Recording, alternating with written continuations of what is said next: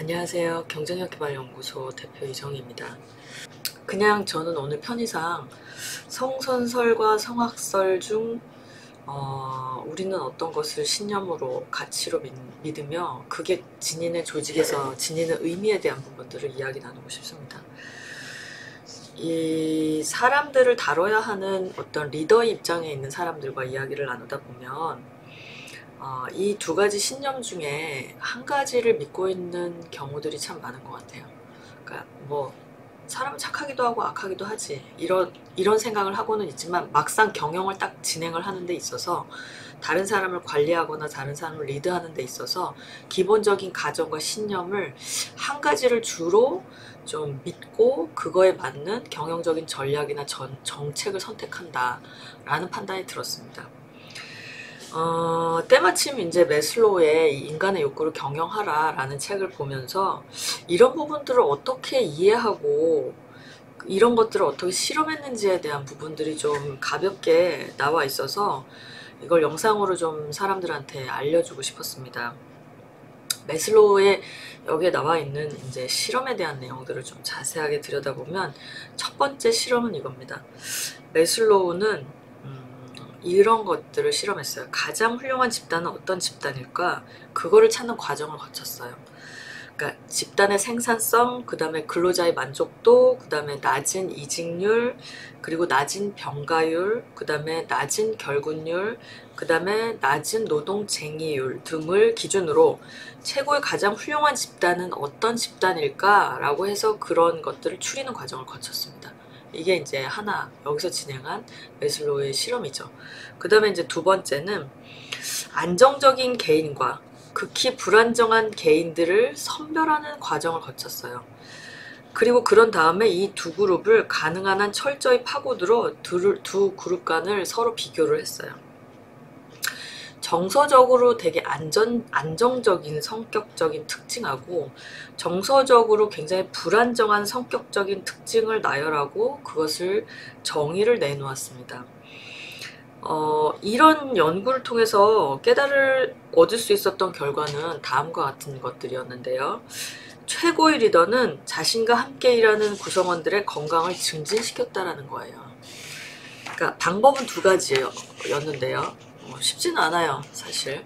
사람들은 이런 것들이 과연 가능해? 라고 얘기할 수도 있지만 어쨌든 이 스토리를 한번 전체적으로 한번 이야기를 나눠보고 내가 하는 경영, 그 다음에 우리 조직의 경영 스타일을 한번 반추해보는 것도 좋을 것 같습니다. 그 방법은 두 가지였는데 되게 훌륭한 리더들이 조직원들을 건강하게 만들었다는 거죠. 방법은 두 가지인데 하나는 안전과 소속감, 호의적인 관계, 친목, 그룹과의 우정관계, 명예욕구, 자기존경에 대한 욕구 등을 되게 충족을 시켜줬다라는 거예요. 이로써 사람들의 건강에 기여를 했다는 거죠. 정신적인 건강에 기여를 했겠죠. 근데 그게 육체적인 건강에도 영향을 미쳤다라고 보는 겁니다. 그리고 다른 한 방법은 뭐냐면 진리나 아름다움, 선, 정의 또는 완벽성, 법칙성에 대한 어떤 상위 동기들, 여기서 이제 매슬로우가 얘기한 욕구의 그 상향 운동을 하는 욕구들 말하는 거죠. 그런 상위 욕구를 충족시켜 줌으로써 또한 건강에 기여를 했다라는 거예요. 결론적으로 말하자면 매슬로우가 이러한 경영자들의 경영을 뭐라고 묘사를 했냐면 깨어있는 경영, 이렇게 묘사를 했습니다. 그들의 저차원적인 욕구도 충족시켜주고 그들의 고차원적인 욕구도 충족시켜준 거예요. 그렇다면 매슬로우가 얘기하는 이 건강하다라고 하는 것에 대한 의미는 무엇을 말하는 걸까요? 여기에서는 이렇게 설명을 하고 있어요. 육체적으로도 되게 강하지만 예민함이 덜하며, 저는 이 대목에서 약간 찔렸는데 좀 제가 예민한 면이 있어서 예민함이 덜하며 그 다음에 공포와 의심도 가장 적은, 한마디로 이들은 걱정 또는 스트레스, 책임감 또는 우울증, 자기 존중에 대한 위협 등의 짐이 아무리 무거워도요 어깨를 활짝 펴고 그거를 짊어질 수 있는 상태라는 거예요. 그러니까 육체적으로도 건강하지만 정신적으로 매우 건강했다는 거죠. 그리고 실제로 이 모든 것들은 훌륭한 목적, 즉 스스로를 강하게 만드는 기회로 활용이 된다는 거예요. 오히려 이런 어떤 역경이나 또는 어떤 어려움들을 경험했을 때 오히려 더 자신이 더 강해지는 과정이 되었다라는 거죠. 사실상 병증 또는 신경증이 되게 심한 사람들 같은 경우에는 그 같은 스트레스를 받으면은 더 강해지기보다는 그냥 무너지는 성향이 있는 거죠. 이 매슬로우가 그렇게 표현을 하고 있어요. 근데 제가 봐도 그런 것 같아요. 나약한 사람들이 어떤 역경을 경험했을 때 무너지는 거를 말하는 거죠. 그걸 극기함으로 인해서 더 강해지는 건데 우리가 운동을 할 때도 마찬가지잖아요. 근육에 상처를 줌으로 인해서 근육을 더 강화시키는 거란 말입니다. 원리는 다 똑같아요. 심적인 성장이나 육체적인 성장이나 건강도 마찬가지로 좀 더 고통을 받음으로 인해서 거기에 대한 내성이 생기고 그리고 그런 내성이 생김으로 인해서 좀 더 강해지는 거죠. 그것이 이제 어떻게 보면 선순환이란 말입니다. 그러려면 기초 체력 또는 기초적인 심적 상태가 건강해야 된다라는 것이 바로 그 매슬로우가 얘기하는 인간의 욕구를 경영하라에서 전달하고자 하는 이 챕터의 주된 내용이에요. 그러니까 훌륭한 리더와 심리적 건강 상태를 묘사하고 있는 거죠. 저는 여기서 말씀드리고 싶은 주제가 있습니다. 여기서 사실 설명하려고 하는 것은 되게 단순합니다.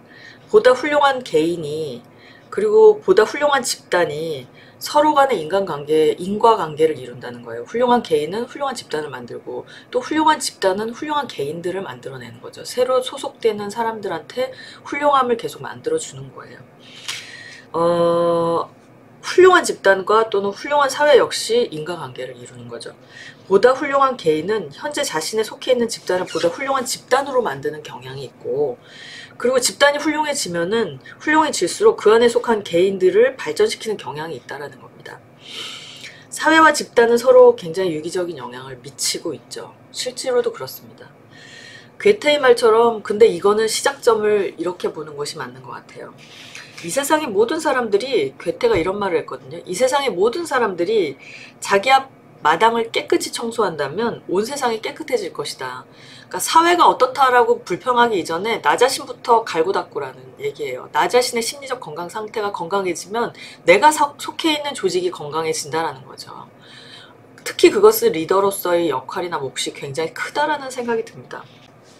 사람들이 건강하면 건강할수록 또 심리적으로 건강하면 건강할수록 자발적이고 직관적인 경영 방침을 통해서 즉 성선설이 먹힌다는 거예요.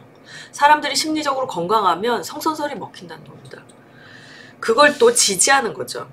그런데 사람들이 병증이 심하면 심할수록 자신의 경영 방침에 성악설을 드러내는 성향이 있습니다. 그러니까 쉽게 말하면 리더가 심리적으로 불안정한 상태가 있으면 성악설을 믿는다는 거예요. 믿을 수 있다는 거죠. 리더가 심리적으로 안정성이 되게 높고 심리적으로 강인한 면이 강하면 성선설을 믿는다는 거죠. 나도 그런데 남도 그럴 거야 라고 하는 가정을 쉽게 선택한다라는 겁니다. 결론적으로 되게 중요한 점은 뭐냐면 성선설에 따라서 자기 기능을 한다고 밝히는 사람은 나는 사람들이 선하다고 생각해. 그래서 그렇게 경영을 하겠어 라고 하는 사람은 성악설, 즉 사람들은 좀 악한 면이 있기 때문에 통제를 해야 돼 그리고 관리를 해야 돼 라고 하는 리더에 비해서 심리적으로 더 건강하다라고 하는 것이 매슬로우가 주장하는 부분이에요. 그러니까 쉽게 말하면 성선설, 성악설이 중요한 게 아니라 내가 성선설을 믿느냐 내가 성악설을 믿느냐 나의 심적 상태를 되돌아보라는 거죠. 그게 여기서 얘기하는 중요한 포인트입니다. 그러니까 심리적으로 건강하고 또는 성선설을 믿는 리더들을 주목할 필요가 있다라는 거예요. 그러니까 우리나라의 많은 그런 리더들, 자수성가한 리더들, 뭐 외국의 리더들도 있죠. 브라이언 트레이시 같은 사람들이나 또는 우리나라의 뭐 프랜차이즈를 해서 성공한 김승호 회장이나 뭐 이런 분들의 그런 철학, 경영 철학 같은 걸 보면 성악설이 아니에요.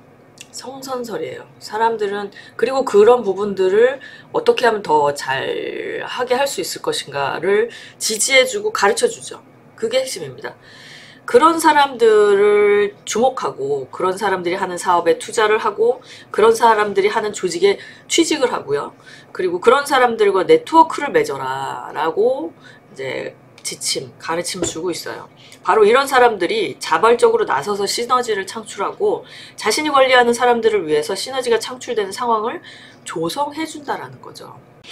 결론적으로 성선설을 믿는 경영, 성선설주의적 경영은 심리적으로 좀 건강한 경영이고, 성악설을 믿는 경영, 즉 권위주의적인 경영보다 더 나은 인간, 더 건강한 사람들을 만들어낸다는 것은 굉장히 분명하다라는 거예요.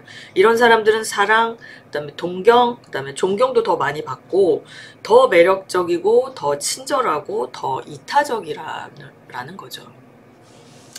심리적으로 건강하다고 판정받은 사람들에게서 나타난다고 보고된 여러 가지 특징들을 되게 쭉 다 뽑아보면요. 모두 형편없는 관리자보다 훌륭한 관리자에게서 되게 많이 나타나는 것들, 요소들이라고 매슬로우가 얘기하고 있어요.